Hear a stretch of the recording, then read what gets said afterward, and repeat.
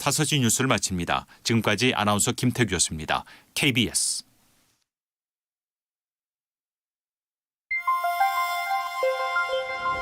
대한민국 중심 채널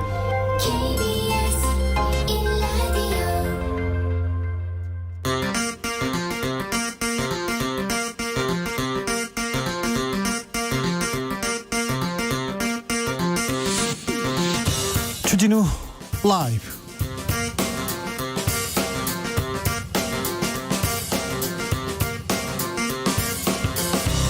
(2020년 10월 28일) 수요일입니다. 안녕하십니까, 주진우입니다.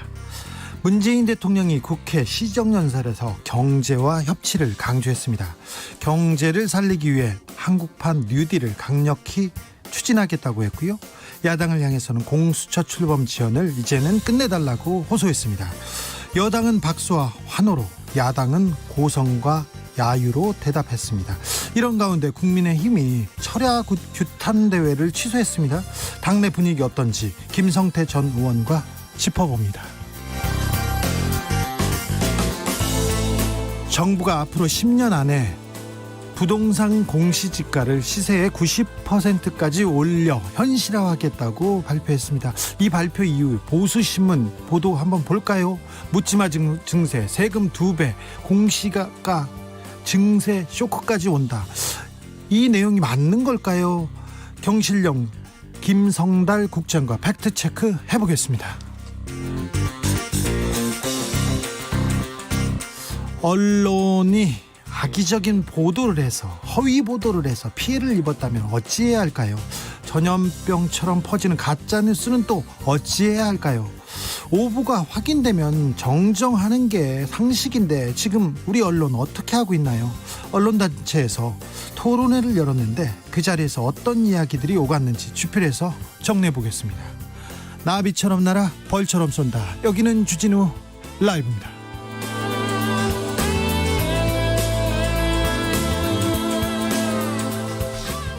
오늘도 자중자애, 겸손하고 진정성 있게 여러분과 함께 하겠습니다. 날씨가 춥습니다. 대신 하늘은 맑고 푸릅니다. 그래서 가을, 마지막 가을인데 잘 즐기고 있는지 또 묻고 싶습니다.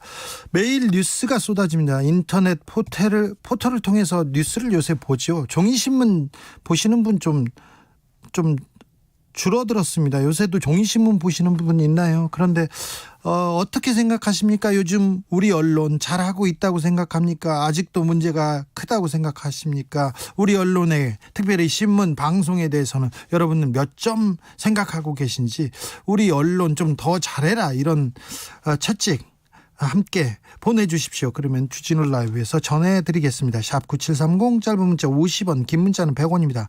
콩으로 보내시면 무료입니다. 그럼 오늘 순서 시작하겠습니다.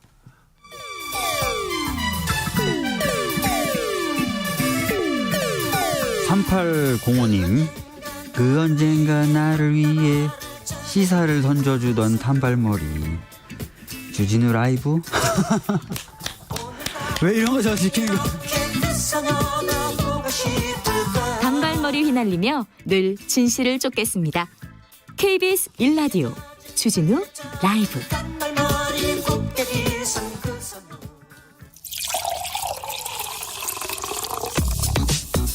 진짜 중요한 뉴스만 쭉 뽑아냈습니다. 주 라이브가 뽑은 오늘의 뉴스 주스.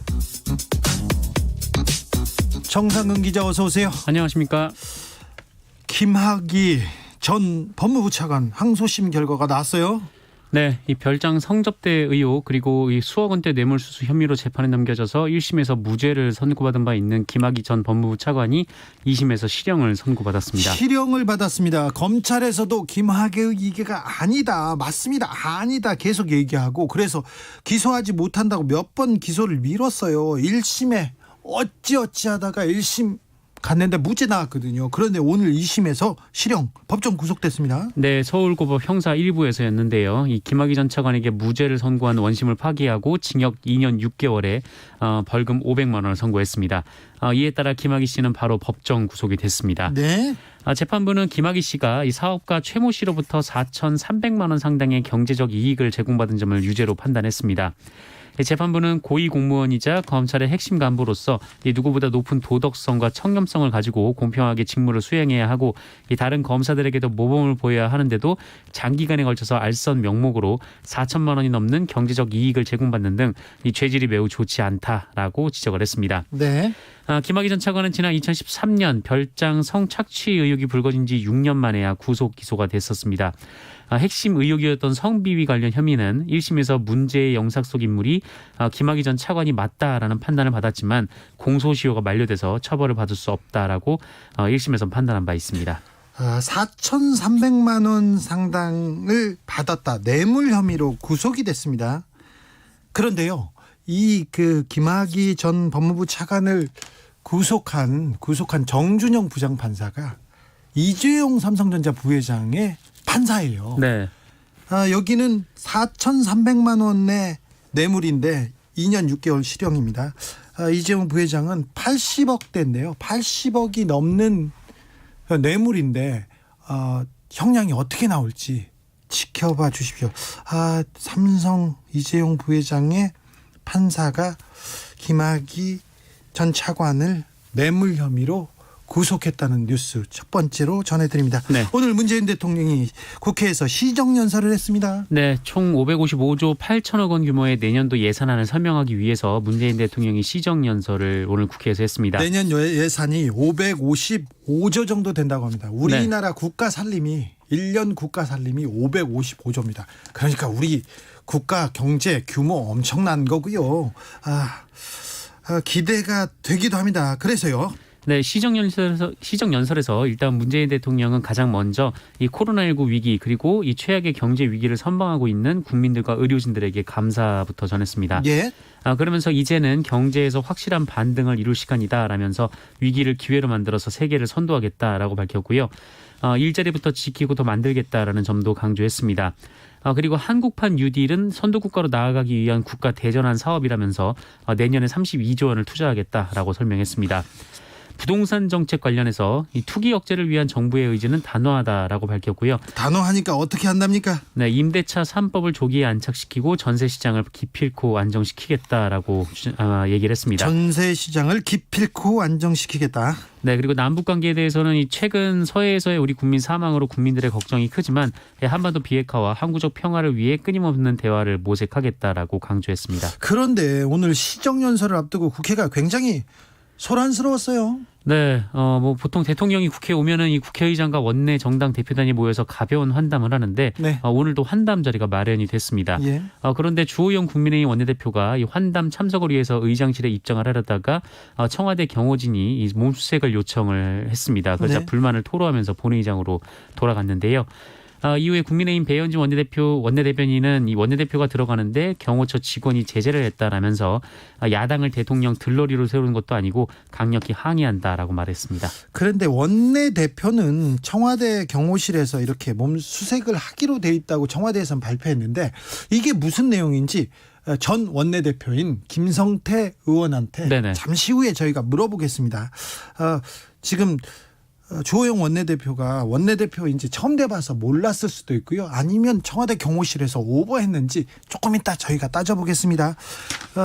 정의당의 류호정 의원도 굉장히 좀 화제가 됐어요. 네, 정의당 류호정 의원은 오늘 국회의사당 본청 앞에서 그 2년 전 태안 화력발전소에서 산재로 숨진 이 김용균 씨의 작업복 그리고 헬멧을 착용을 하고 김용균 씨가 이 사고 발생 열흘 전에 들었던 피켓을 손에 들고 1인 시위를 했습니다. 예. 문재인 대통령이 지나가자 자신의 신분을 밝혔고 문재인 대통령은 손인사를 했는데 네. 류호정 의원은 이 김용균 노동자를 기억하십니까? 이 중대재해기업처벌법 제정 잊지 말아 주십시오라고 했고 문재인 대통령은 발열 체크, 손 소독을 하면서도 류호정 의원을 향해서 고개를 끄덕였습니다. 그런데 대통령한테 뭘 요구하면서 1인 시위를 했습니까? 네, 이 중대기업처벌법 제정과 관련해서 1인 시위를 하고 있었는데 이게 문재인 대통령이 온다고 1인 시위를 했던 건 아니고요. 이 정의당에서 34일째 그 릴레이 1인 시위를 하고 있는 중이었습니다. 그렇습니까? 아무튼 법을 만드는 거는 국회의 일이기 때문에 국회에 호소하는 시위를 지금 34일째 하고 있군요. 네네. 네. 코로나 현황 살펴볼까요? 네, 오늘 0시 기준 코로나19 신규 확진자는 다시 세 자릿수가 나왔습니다. 모두 103명이고요. 이 중에 지역사회 감염자는 96명이었습니다. 경기도와 서울이 20명대인데 강원도에서도 14명이나 나왔습니다. 네, 라임 옵티머스 수사 본격적으로 진행되고 있습니다. 네, 일단 라임 자산운용 사태의 핵심 인물인 김봉현 전 스타모빌리티 회장의 옥중 폭로로 불거진 네. 이 현직 검사 룸사롱 접대 의혹과 관련해서 검찰이 오늘 김봉현 전 회장을 찾아가서 2차 조사를 하고 있습니다. 네, 김봉현 씨 측은 지난 2019년 7월 검사 술자리 접대 일자를 특정하는 등 검찰 수사에 적극 협조하겠다라고 밝혔고요.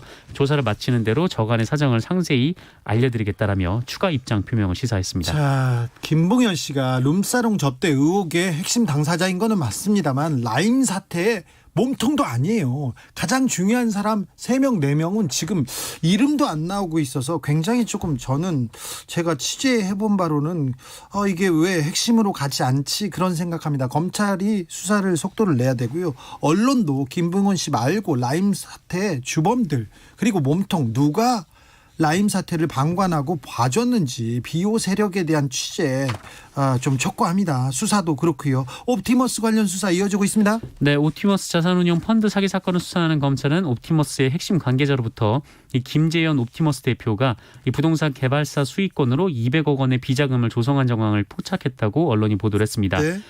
김재현 씨가 이 비자금을 이 D법인이란 곳에 묻어놨다라는 건데요. 이곳은 현재 이 인천 영흥도에서 400실 규모의 리조트 개발 사업을 진행하고 있는 곳이라고 합니다. 네. 검찰은 김재현 대표 등이 구속 후에도 향후 재기를 노리면서 이 D법인의 수익권을 확보해서 별도의 사업을 진행하려고 한 것으로 의심하면서 네. 이 사실관계를 확인하고 있는 것으로 알려졌습니다. 예.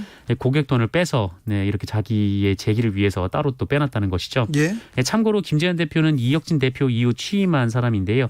이혁진 전 대표는 해당 사태의 주범을 김재현 대표로 꼽고 있는 상황입니다. 자, 펀드 사기 사건인데 이게 부동산에 투자한다면서 돈을 빼돌렸다는 거지 않습니까? 이런 거 다 금융감독의 비호 없이는 불가능한 일이에요. 이혁진 전 대표가 김재현 그리고 모피아라고 불리우는 재경부 간부들 이현재 전 부총리 등 몇몇 사람들을 지목했어요. 그래서 이 옵티머스 펀드 사기를 방조하고 도와준 그런 사람들이 누군지 이 부분에 수사에 초점이 맞춰야 되고 취재의 초점도 여기에 맞춰야 됩니다. 로비 그것도 중요합니다만 이 사태가 본질이 뭔지 그걸 좀 알아야 될 거 아닙니다. 이 소식은 전해드리고 싶지 않은데 또 얘기가 나옵니다. 윤석열 네. 검찰총장을 응원하는 화환들이 대검 앞에 길게 늘어섰는데요. 서초구청이 이 화환들 치우겠다고 합니다. 네, 윤석열 검찰총장을 응원한다라는 내용으로 대검찰청 정문 앞에 설치된 화환이 300개를 넘었습니다. 300개요? 네, 이 화환 행렬이 이 대검 정문에서 좌우로 이 대법원과 서울 서초경찰서 경계까지 이르렀고 네. 거기도 공간이 없어서 이 맞은편에 서울중앙지검까지 넘어갔다라고 합니다. 네. 이 보수단체들이 대검 인근에 집회 신고를 내고 이 화환들을 보호 중인데요. 서초구청이 지속적으로 철거를 요구하고 있습니다. 보수단체들이 보호를 하고 있어요? 화환을요? 네네. 그래서 이미 서초구청이 지난 19일 20일까지 철거하라 이렇게 요구를 한 바가 있는데 이것이 이행되지 않은 상황인데요. 예.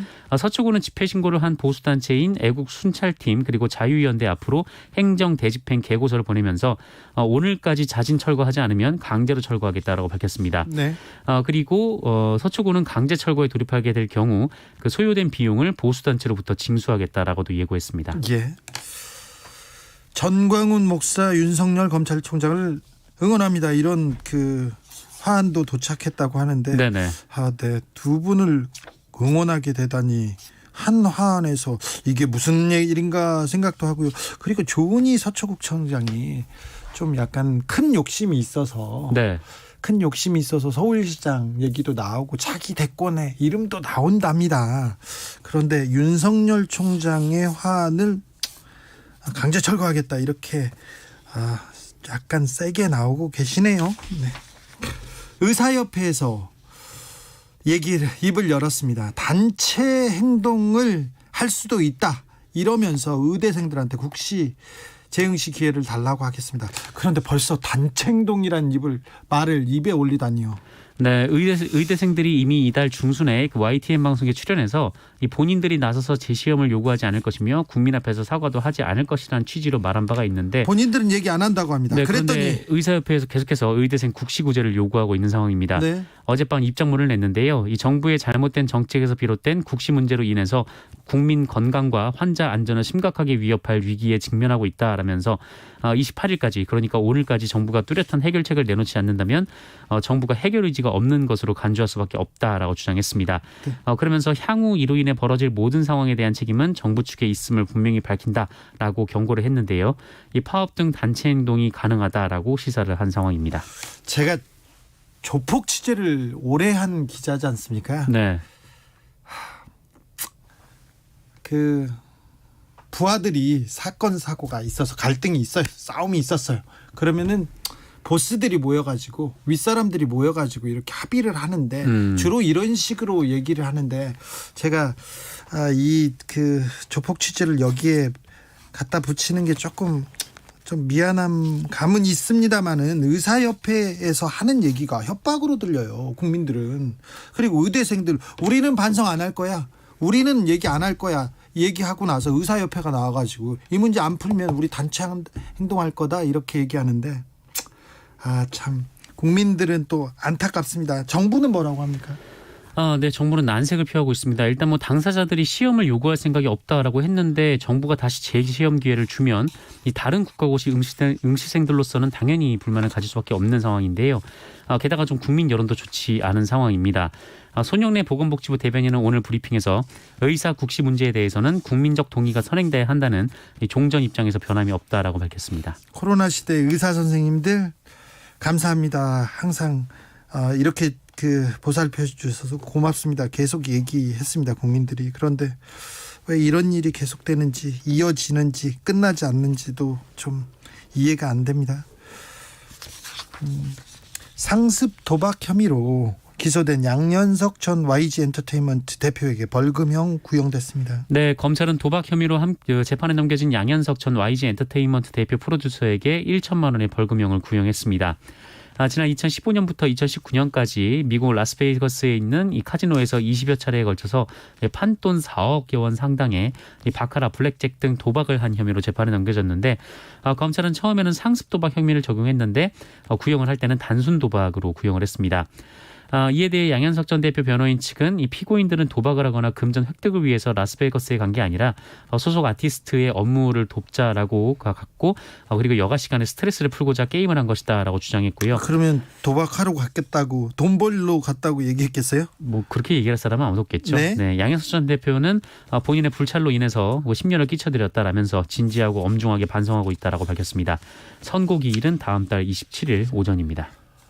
주택 공시지가를 앞으로 시세의 90%까지 올리겠다 정부가 발표했습니다. 네, 현재 공시가격이 아파트의 경우 시세의 69% 그리고 단독주택은 53% 정도입니다. 그래서 국회의원들이 재산 이렇게 신고할 때 있지 않습니까? 네. 20억 이렇게 신고하는데 이렇게 공시지가로 했기 때문에 사실 열어보지 않았습니까? 그럼 30억 40억 되는 분들 많아요. 맞습니다. 실거래가와 차이가 좀 많이 나고 있는 상황인데요. 네. 그러다 보니까 현실을 반영 못하고 또 조세형 평에도 어긋난다라는 지적이 제기돼 왔습니다.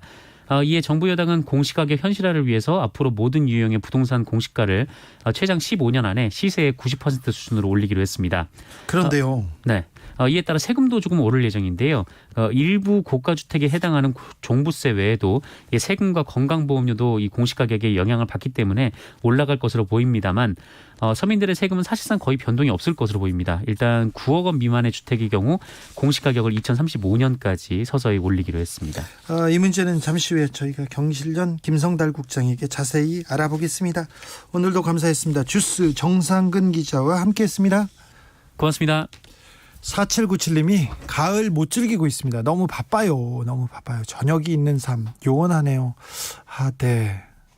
그렇죠. 바쁘죠. 너무 우리나라 국민들은 우리나라 사람들 너무 열심히 일하는 것 같아요. 항상 공부 열심히 하고 성실하게 살고 너무 열심히 일하는 것 같아요. 그게 좀 불만인데 조금 하늘도 보고 좀 산책도 하고 그랬으면 하는데 이게 쉽지 않은 것 같습니다. 서혜수님은 전 종이신문 열심히 봅니다. 네, 지금도 종이신문을 이렇게 보면은요 세상을 보는 눈이 좀 생기기도 합니다. 계속 보면. 서양우님은 한겨레, 한국, 중앙 일간지 3개 구독합니다. 점수를 굳이 매긴다면 70점 준다고 합니다. 3개나요? 신문 의료? 와, 네. 루크님은 종이신문은 손톱 발톱 깎을 때 쓰죠. 아, 예. 라면 받침으로도 괜찮다는 그런 사람들도 많습니다. 이진주님은 우리 언론 응원하고 싶지만 가짜뉴스가 너무 심해요. 특히 종이신문이요. 오죽하면 친정아빠가 30년 넘게 구독하던 종이신문을 2달 전에 끊으셨습니다. 이 배신감 어떻게 책임지실 건가요? 아, 이렇게 종이신문 끊는 분들 많습니다. 그러니까 종이신문이 조금 더 열심히 해야 되는데요. 1402님, 저희 남편 조선일보 보는데요. 신문대로라면 제가 아무 문제 없이 생활하고 있는 게 신기합니다. 얘기합니다. 네. 그런가요? 네. 배터리님은 언론사도 사업을 하는 기업인 만큼 지속된 성장을 위해서 광고주만 바라볼 것이 아니라 소비자인 국민을 바라봐야 하고 국민을 만족시키기 위해서 뼈를 깎는 자정의 노력, 쇄신의 노력 필요합니다. 특히 기자들은 자존심을 찾아야 됩니다. 이 마지막 문장 저는 굉장히 강조하고 싶습니다. 기자들이 초심을 가지고 기자 정신을 가지고 있어야 되는데 자꾸 광고주한테 눈치를 보려고 하고 사주한테 눈치를 보려고 하는 게 큽니다. 기자들은 자존심을 찾아야 합니다. 네. 조성빈님은 자극적 제목, 확인되지 않은 의혹, 속보, 단독과 같은 피싱성 기사보다 현안에 대해 실체적 진실과 날카로운 논평이 깃든 기사를 보고 싶습니다. 좀 어려울 겁니다. 네. 좀 어렵습니다. 1156님, 주기자, 내일 각하 선고일이라면서요. 그렇습니다. 내일 이명박 전 대통령 대법원에서 선고가 있습니다. 그 부분은 잠시 후에 저희가 자세히 분석해 보겠습니다. 예상해 보고요. 교통정보센터 다녀오겠습니다. 김한나 씨. 네, 지금 서울 시내는 퇴근 차량들로 가득합니다. 먼저 올림픽대로 공항 방면으로 청담대교에서 가양대교까지 1시간 5분 정도 걸리고요. 나란히 가는 강변북로 일산 쪽도 잠실대교에서 가양대교까지 길게 정체인데요. 역시 1시간가량 소요됩니다. 동부간선도로 의정부 쪽은 군자교에서 노원교까지 밀리고 있는 가운데 원룸분기점을 조금 지난 지점 3차로에서 시설물 보수 작업을 하고 있어서 차선 변경에 유의하셔야겠습니다. 고속도로에서는 호남고속도로 천안 쪽으로 옥과 부근과 금산사 부근에서 작업으로 2km씩 정체고요. 이전에 석곡터널 부근에서는 화물차 관련 사고를 처리하고 있어서 2km 여파받고 있습니다. 반대 순천 방면은 태안 부근과 장성 부근에서 작업 여파받고 있습니다. 서해안고속도로 서울 방면은 무창포 부근에서 작업으로 1km 밀리다가 서평택 분기점 부근에서 화성휴게소까지 16km 길게 정체고요. 이후로 비봉에서 용담터널까지와 일찍 분기점 에서 금천 사이에 차가 많습니다. KBS 교통정보센터였습니다. 주진우 라이브.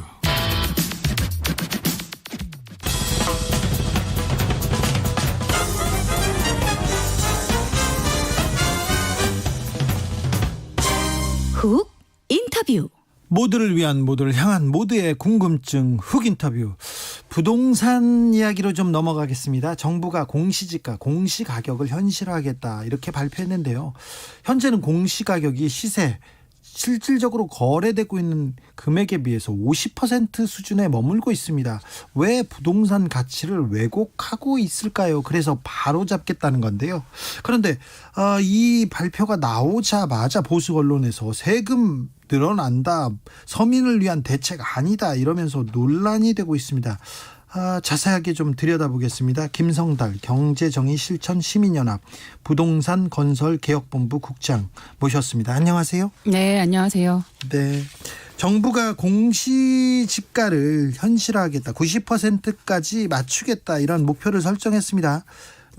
부동산 공시가격 모르는 분들이 있는데 네. 이것부터 설명해 주세요. 예, 정부가 매년 발표하는 1월 1일 기준의 대한민국의 땅값, 집값입니다. 네. 땅값은 공시지가, 집값은 공시가격이고요. 이걸 정부가 매년 발표하고 있고 이것이 조세 또는 부담금 또는 고위공직자 재산 공개 기본이죠. 기준이기 때문에 네. 매우 중요하죠. 네, 그런데 부동산 공시가격을 현실화해서 90%까지 시세의 90% 죄송합니다.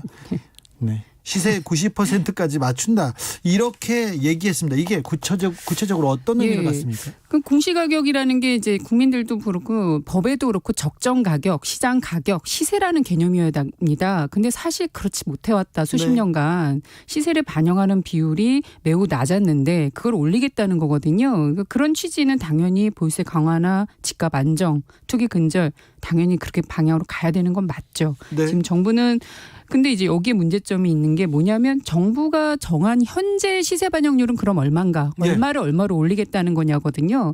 정부는 지금 아파트 같은 경우로 69%인데 90%로 올리겠다.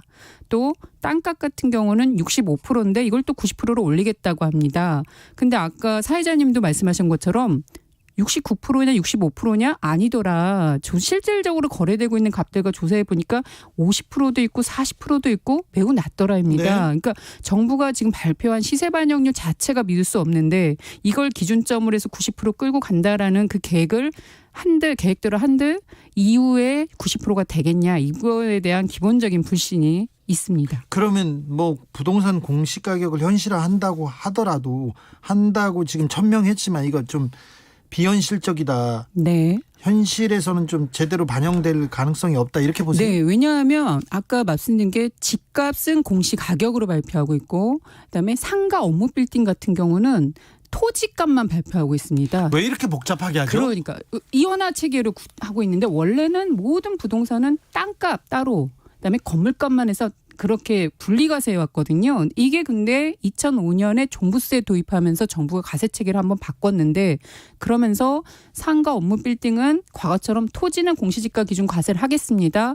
그런데 아파트 주택은 새로운 토지 플러스 건물을 같이 평가한 공시가격 기준으로 과세하겠다고 해서 지금 15년째 유지하고 있는 겁니다. 그래서 이게 분리되고 있는데 정부는 지금 공시가격만 올리고 있다. 이게 문제입니다. 여전히 상가 빌딩은 대부분 이제 개인이 아니라 재벌법인들이 더 많이 가지고 있거든요. 네, 부자들이 가지고 있죠. 부자들이 가지고 있는데 이 토지에 대해서는 공시지가를 올리지 않고 있고 아파트 집값만 계속 올리고 있으니 그 안에서 보유세 현실화적인 것도 실효성이 떨어지고 그 안에 또 불공정이 남아있다. 이게 지금 심각한 문제죠. 3116님은 양도소득세, 상속세, 증여세는 시가로 하지 않습니까? 당연히 공시가격, 최대한 시가에 가깝게 해야 됩니다. 이런 의견 주셨는데 자, 공시가격을 시가에 가깝게 한다. 그러면 세금 오르는 거 아니야? 그렇습니다. 세금 오르는 거 아니야? 이런 걱정합니다. 서민 부담이 커진다고 이렇게 보도도 쏟아지는데 어떤 데선 또 서민 부담이 완화된다는 기사도 있고요. 어떤가요, 실제? 예, 실질적으로 공시가격이 오르면 내는 부담금은 올라갈 수밖에 없습니다. 세금은. 네. 근데 그게 뭐 우리가 지금까지 오히려 부동산 가격 상승한 만큼 일정하게 세금을 안 내왔던 것을 바로잡는 의미가 있습니다. 예. 다만 그 바로잡는 과정이 공정해야 되는 거죠. 예. 그래야 개인이 나도 내지만 나보다 더 많은 부자도 내야 되는 거 아닙니까?에 정부가 답할 수 있어야 되는 겁니다. 근데 지금은 그게 매우 불공정하니까 개인으로선 왜 나에게만 나만 하는 것이 조세정을 오히려 유발할 수는 있다. 이런 생각이 들고요. 우리나라 보유세 실효세율이 0.15%입니다. 선진국의 10분의 1 수준이거든요. 네. 이 부분에 대해서는 국민 대다수가 동의하실 거다. 그런 봅니다. 보유세 강화라는 취지에서는. 그런데 그러면 부동산 안정에도 좀 효과가 있을까요? 부동산 가격. 왜냐하면 가진 만큼 세금을 내야 되는 거거든요. 예. 가진 만큼 세금을 내야 그것을 통한 투기 수요를 억제할 수 있고 또 다른 소유 편중도 억제할 수 있으면서 장기적으로는 집값 안정 효과도 가져올 수 있는 거죠. 장기적으로 부동산 안정에 효과를 볼 텐데요. 그런데 소득은 그대로인데 1주택만 보유한 국민들 있지 않습니까? 네. 그런 분들은 어이구 세금 부담 걱정입니다. 그래서 정부나 여당에서 여기에 대한 대책은 있습니까? 지금 뭐 한정혜 정책위원장이나 뭐 지금 김태년 원내대표도 다 말씀하시는 게 1주택 중저가인 경우에 재산세를 완화해 주는 방안을 찾겠다라는 겁니다. 근데 이제 당연히 저가 부동산인 분들에 대해서는 완화나 또는 감면해 주는 것이 필요하다라는 건 얘기되고 있지만 그 대상이 어디까지 냐는 건 사실 깊이 있게 논의될 필요는 있는 거거든요. 지금 정부는 그걸 9억, 6억 이렇게 얘기하는데 국민 평균 부동산이 3억입니다. 근데 6억, 9억까지 우리가 이 부분을 확대할 거냐 이건 조금 심도 있게 논의될 필요가 있다라고 이 봅니다. 문제, 이 기준을 두고 정부와 여당이 좀 차이가 큰 것 같은데요. 네. 지금 총선 때부터 예. 이낙연 당대표 그때 총선에 나올 때부터 9억 이하를 해야 된다는 얘기들을 하셨거든요. 예. 9억 원이 종부세 부과 기준인데 종부세 완화, 재산세 완화 그때부터 논의되고 있었는데 사실 정부가 집값만 이렇게 띄워놓지 않았다면 9억 원으로 들어가지 않을 분들이 상당수 있으시거든요. 이게 공시가격 9억입니까? 아니면 시세 9억입니까? 공시가격 기준을 말씀하십니다. 그럼- 과세 기준이 공시가격이니까 시가로는 거의 12억 이상의 아파트를 보유하고 있는 분들에 대해서 12억, 15억까지 갈 수도 있네요. 그분들에 대해서 우리가 재산세 인하를 해줘야 되냐는 거는 또 다른 사회적 합의가 저는 필요하다고 봅니다. 네. 네, 근데 정부는 지금 그 부분을 이제 고가 부동산에만 초점을 맞춰서 보유세 강화를 끌고 가겠다는 것 때문에 자꾸 완화 얘기가 나오는데 우리가 완화해줘야 될 분들은 그분들이 아니라 집 없는 분들 또 집을 가지고 있지만 저 시골에 있는 농가주택을 가지고 있는 분들 이런 분들에 대한 것들은 가능한 거죠. 예. 어제 국토교통부에서 공청회를 열었습니다. 이 문제를 가지고 국장님도 참석하셨죠? 네. 그 안에서 어떤 얘기하던가요? 예, 그 국토부는 이게 지금 관련법이 바뀌었습니다. 지금 이렇게 시세 반영률이 낮은 공시가격을 현실화해야 된다는 사회적 목소리가 커지고 있고 때문에 법이 바뀌면서 현실화하는 계획을 마련해야 됩니다. 그 계획을 이제 정부 국책기관인 국토연구원이 마련을 했는데 이제 국토연구원이 마련한 안은 보면은 지금 현재 정부가 발표한 가격을 그대로 인정하고 있어요. 즉 시세 65% 반영하고 있습니다. 여기서부터 출발해서 80%안, 90%안, 100%안을 어제 제시를 했거든요. 예. 그것도 당장 하는 것이 아니라 짧게는 5년부터 길게는 20년까지 계획을 세우고 있으니 이 정부에서 할 건지 알 수가 없는 계획안을 발표를 저도 하셨어요. 그거 물어보고 싶었는데 뭐 15년 뭐 20년 안에 10년 네. 안에 이게 그러면은 사실은 이쪽으로 발표는 했어요. 목표는 설정했는데 이 정부에서 하겠다는 겁니까? 그게 제일 심각한 우려다. 지금 정부가 발표한 시세 반영률도 못 믿겠다고 하고 있는 판에 그걸 기준으로 장기 계획을 하겠다는 건 어떻게 보면 지금 있는 상태로 계속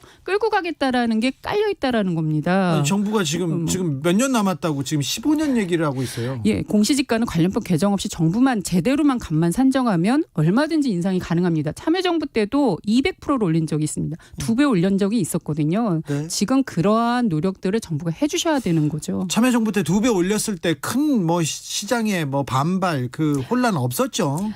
반발은 누구나 하지만 그래도 사회적 더 큰 목소리는 보유세 강화를 통해서 투기 근절, 집값 안정 효과를 이루어야 한다는 더 큰 사회적 합의가 있었던 겁니다. 지금도 그걸 위해서 정부가 가겠다면 대안이나 제안 시행을 하시는 게 맞죠. 정부의 의지가 매우 중요합니다. 매우 중요한데 별로 없다고 보세요? 네, 저는 왜냐하면 이번에 국민들은 아파트만 올리는 것에 대해서 저는 강하게 문제 제기를 합니다. 왜 부자들 재벌법인들 다 빠집니까? 지금 이건희 회장 상속세 얘기되고 있지 않습니까? 그 부동산만 약 3,100억 원입니다. 상당수가 공시지가 기준 가액이에요. 네. 이런 것들도 제대로 올리지 못하는 정부가 개인 상계동에 아파트 한 채 가지고 있는 30평 아래 10평 가진 분들에게도 시세 수준으로 보유세를 걷어간다는 것이 국민들에겐 당연히 조세 저항을 불러일으킬 수 있다라는 거거든요. 아니 경실련에서는 저희 이 정부 부동산 못한다고만 하는데 좀 잘하려고 지금 노력하는 것도 있잖아요. 그러니까 이 부분을 제대로 하려고 한다면 먼저 잘못을 인정하라는 겁니다. 네. 지금의 정부가 정한 65% 틀린 거에 대해서 정부가 검증을 해달라는 거죠. 그래야 지금 매우 이게 문제가 되는 게 65%를 기정사실로 깔고 현실화를 하겠다는 거거든요. 예? 그러면 스퀘어 같은 경우가 지금 스퀘어 빌딩 있지 않습니까? 그게 지금 서울역 앞에 있는 장그래 빌딩 대우 네. 예전 예, 건물인데 42%입니다. 근데 정부는 이걸 65%로 전제하고 앞으로 현실화시키려 한들 5년이 지나도 여기는 80%가 아니라 60%밖에 되지 않는다라는 결론을 얻게 되기 때문에 현실하고는 괴리가 좀 있네요. 많이 괴리가 있습니다. 원종호 님이 누가 집값 올렸는데요. 월급도 쥐꼬리인데 건강보험료 등 차 떼고 포 떼면 뭐야 이렇게 한탄하셨는데 공시가격이 오르면 연동해서 건강보험료 다른 세금도 오르죠. 네, 60여 가지의 기준이기 때문에 네. 오르는데 그거는 정부가 행정적인 테크닉을 가지면 된다. 왜냐하면 과세는 정당하게 가야 되기 때문에 기준가액이 흔들려서는 안 되는 거죠. 기준 정확하게 산정하되 그걸 쓰임에 맞게 또 대상에 맞게 조정하는 그런 묘미를 발휘하면 되는 거죠. 네. 부동산 정책 혼수를 하자면 네. 정부에서 부동산 정책을 풀 때 이 문제부터 풀어라. 어디부터 시작하면 좀 안정화될 것이다. 이렇게 좀 얘기를 해주세요. 가격 거품부터 빼야 된다. 왜냐하면 대통령께서 강조하셨거든요. 취임 수준으로 돌려놓는 것이 핵심이다라고 말씀하셨습니다. 네. 가격을 돌려놓으려면 보유세 문제, 전월세 대책 다 어느 정도는 지금처럼 심각해지지 않을 거라고 봅니다. 근데 지금 많이 올랐는데 그 네. 가격을 떨어뜨리면 또 원성이 자자할 텐데요. 그 원성이 자자한 만큼 무주택자들은 그 원성이 대상이 되지 않는 거죠. 무주택자들이나 전월세 세입자들은 가격이 떨어지면 떨어질수록 주거 불안에서 벗어날 수 있는 여지가 더 커집니다. 그렇죠. 예, 그분들의 목소리를 들어야 하는 게 이 문재인 정부의 어떤 과제 아닌가 그거라고 봅니다. 네, 3116님도 이래도 저래도 욕먹을 거면 제대로 확실하게 미래를 보고 일해야 합니다. 우리 정부가. 네, 그렇지. 맞습니다. 9901님은 중산층 내 집 마련이 필요 없는 정책을 세울 방법이 없을까요? 얘기합니다. 정부에서도 홍남기 부총리가 오늘 지분 적립형 주택이라는 개념을 또 발표하기도 했습니다. 네, 지금 전월세 대책 얘기하고 있는 게 집값이 너무 비싸서입니다. 네. 사실 정부가 가장 우선적으로 해야 될 게 저렴한 공공주택 공급하셔야 된다. 그리고 그것이 개인에게 불로소득을 안겨주는 주택이 아니라 공공이 보유하고 있으셔야죠. 근데 지금 정부가 지분적립형 분양주택은 또 과거처럼 팔겠다는 주택입니다. 또 개인에게 그 주택을 팔아서 그 주택이 다만 납입액을 장기간에 걸쳐서 내게 하겠다는 취지거든요.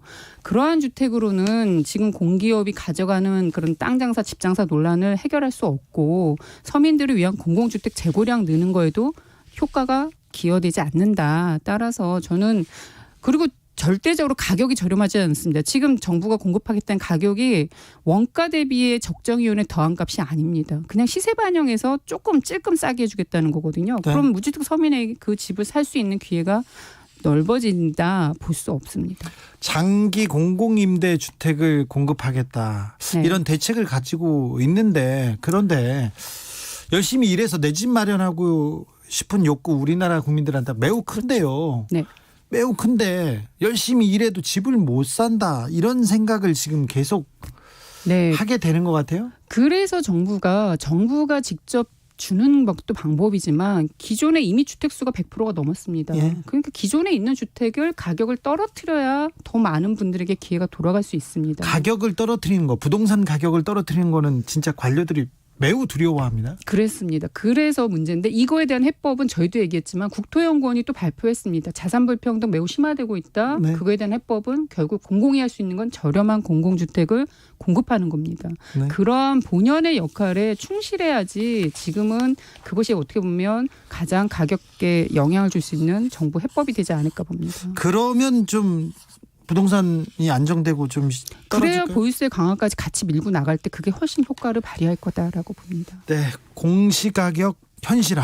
정부 여당 대책에서 어떤 점들이 더 보완되어야 하는지 좀. 네, 지금 저희가 짚어주세요. 얘기하는 건 불공정한 공시가격 체제를 일단은 해야 되는데 정부가 그 땅값도 올리셔야 된다. 땅값은 시세를 낮춰놓고 집값만 올려서는 안 된다는 거죠. 그래서 땅값도 올리는 게 먼저 돼야 되고 그다음에 당연히 90% 가야 합니다. 지금 80%, 90%, 100%가 나와 있는데 현실화에 대한 목표치는 80% 이상, 최소 90%까지 그러니까 최대 90%까지는 정부가 로드맵을 제시해야 되는 거죠. 이 정부에서는 불가능하겠죠?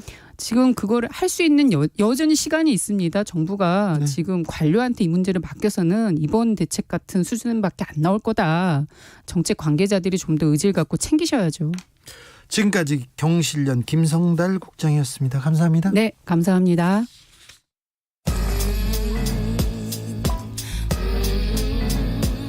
나비처럼 날아 벌처럼 쏜다. 주진우 라이브.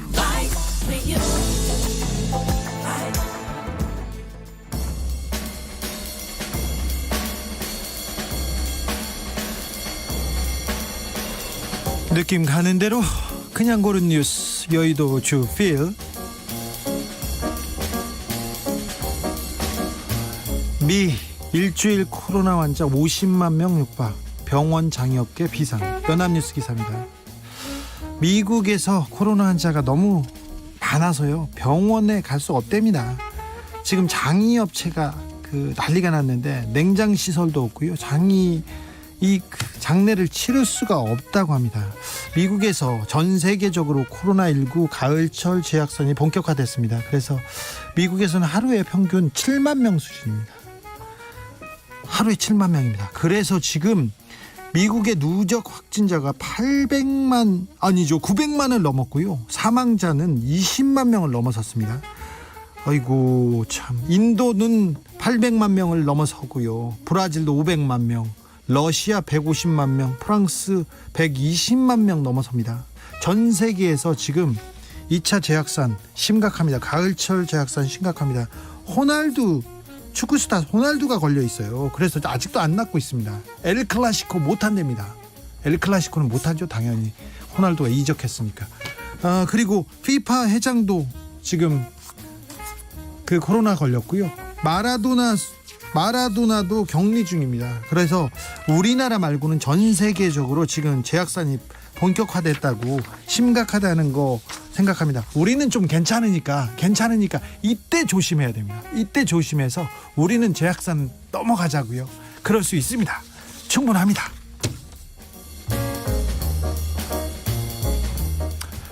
할로윈 즐기려다가 유령된다. 주말 클럽의 공무원 상주. 연합뉴스 기사입니다. 오는 31일이 할로윈데이랍니다. 할로윈인지. 네, 분위기가 이때가 그 클럽 그리고 유흥업소에 또 굉장히 대목이에요. 젊은 층들이 많이 가거든요. 이태원에는 주말에 10만 명 이상 몰린다고 합니다. 할로윈 축제한다고 해서. 그래서 상인들 굉장히 들떠 있는데 이게 걱정이에요. 지난 5월에 이태원 클럽 중심으로 번져간 집단 감염 기억하시죠? 그때 그 집단 감염 때문에 이태원, 용산 그 상권 무너졌었거든요. 그래서 지금은 서울 용산구에서 이태원 방문 자제해달라고 호소합니다. 서울시에도 클럽에 공무원을 보내겠다고 이렇게 얘기합니다. 그래서 서울시에서는 아예 이 기간 중에 클럽이나 유흥주점은 잠시 문을 닫는 게 어떠냐고 이렇게 얘기하는데 업주들도 걱정하고 있답니다. 집단 감염의 원흉이 될 수도 있다는 거 생각합니다. 생각해 보십시오. 추석도 우리 반납하고 코로나 방역에 지금 나섰습니다. 그래서 전 세계 확산하고 있는데 우리는 괜찮고 우리는 정상적으로 이렇게 생활하고 있습니다. 그러니 이번 주말 고비가 될 것 같습니다. 그러니 이번 주말까지만 조금만 좀 주의를 좀 당부합니다. 클럽 어렵다는 거 압니다. 노래방 어렵다는 거 아는데 이번 주말만 잘 넘기면 우리가 가을 대확산에서 빠져나갈 수 있을 것 같습니다. 깨시미님도 추석 때도 자제했어요. 추석 때도. 그런데 왜 다른 나라 행사에 우리나라가 난리냐고요.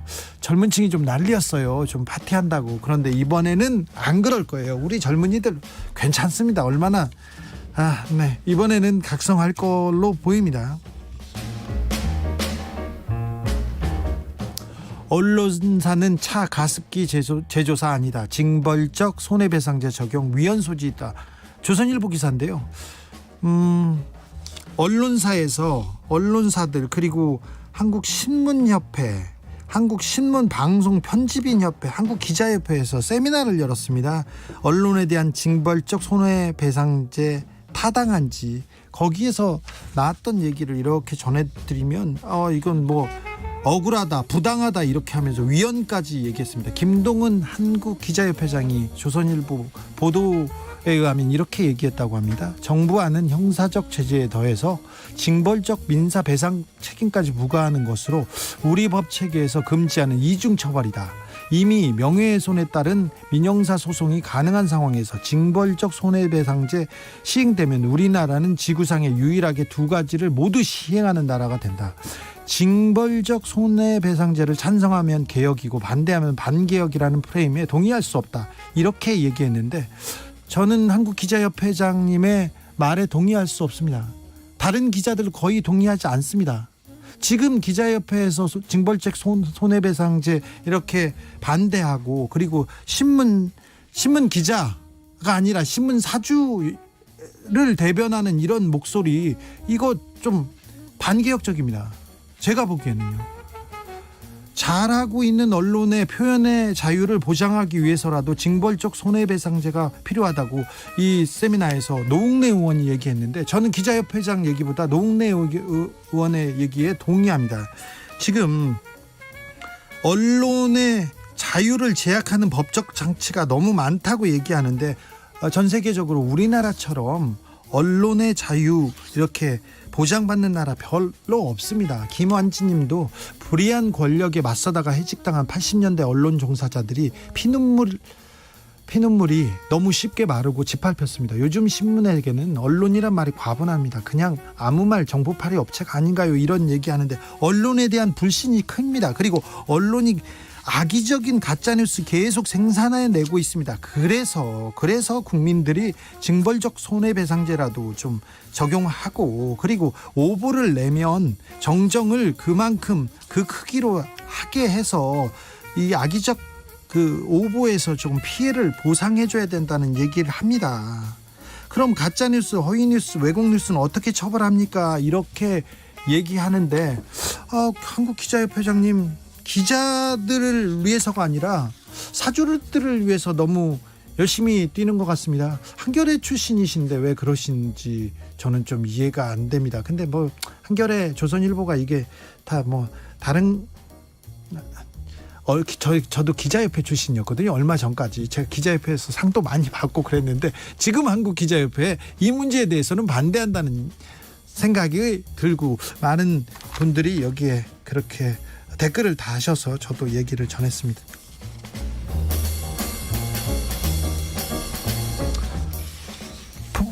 이재용 몰고 온 팰리세이드, 알고 보니 중고차 쇼핑몰에서 산 것. 조선일보 기사인데요. 단독기 걸렸습니다. 이건희 회장 빈소가 차려진 삼성 서울병원에 현대차인 팰리세이드를 이재용 삼성전자 부회장이 직접 운전하면서 왔다고 합니다. 이 문제를 가지고 굉장히 언론이 대서특필하고 있습니다. 국내 재계 1위 총수가 중고차를 이용해서 중고차로 이렇게 팰리세이드를 샀다는 이런 탐사보도 기사였는데, 네, 탐사보도를 여기에서 하고 있습니다. 대단합니다. 왜 이 기사가 나왔는지는 짐작하시죠? 하랩이 인간 선언했다. 파업하는 롯데택배 조합원이 남긴 글. YTN 기사입니다. 롯데택배 기사들이 수당 인상과 분류작업 개선 등을 요구하면서 무기한 파업에 돌입했습니다. 노조원들이 파업하면서 투쟁을 다짐하는 글귀를 직접 적었는데, 과로사가 두렵다 이런 얘기를 적었고요. 내 새끼들하고 좀 놀고 싶다. 인간답게 살아보자. 아빠 엄마 하루 종일 기다리는 새 아이들과 저녁 같이 먹고 싶어요. 이런 글도 적었고요. 휴가 좀 보내주세요. 이렇게 적었습니다. 특히 한 조합원이 손녀 이름을 부르면서 하랩이 인간 선언했다 이렇게 적었습니다. 좀 가슴이 먹먹해지는 문구입니다. 인간 선언했다. 그전에는 매우 비인간적이었다는, 그 노동이 굉장히 힘들었다는 그런 내용인 것 같습니다.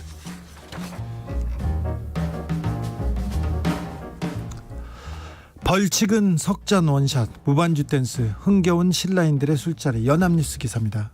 조선시대에는 개영배라고 불리는 술잔이 있었답니다. 개영배는 잔의 70%가 이렇게 넘는 술은 밑구멍으로 빠져나가는 구조로 만든 술잔이었대요.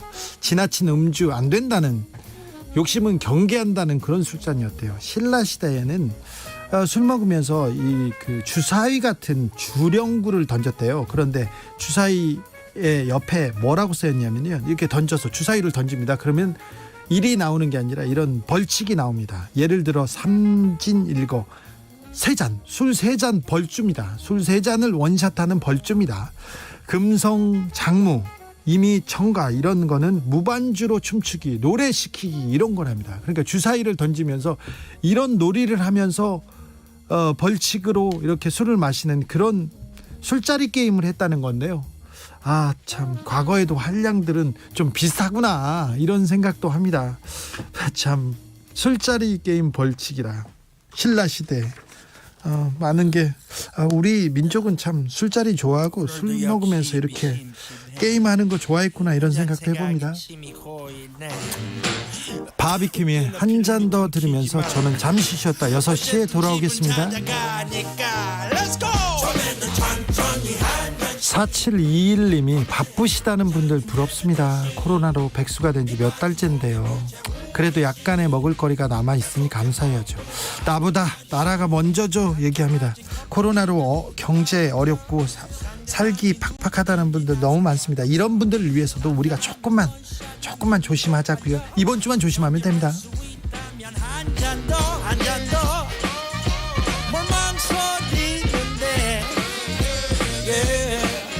어차피 망가지는 건 다 똑같아. Hey, 잠깐만 난 자신 있는 게임에만 레이스를 걸어. 내 앞에 있는 걸들에게 목숨을 걸어. 비틀비틀대는 꼴이 이미 게임 셋. 어떡하니 이제 시작인데 한 잔 더 뭘 망설이는데. Hey, yeah. 어차피 망가지는 건 다 똑같아. 들이켜 말해. Hey, hey. 처음에는 천천히 한 잔씩 건네는 술잔이 깨지듯이 미 빠진 고개 무채 우듯이 계속해 범부와 아침까지. 여러분 회사 끝나고 술 마시러 온 뚱땡이 조비 트레인. 요즘은 맨정신에 눈치도 못해. 그래서 나 술에 또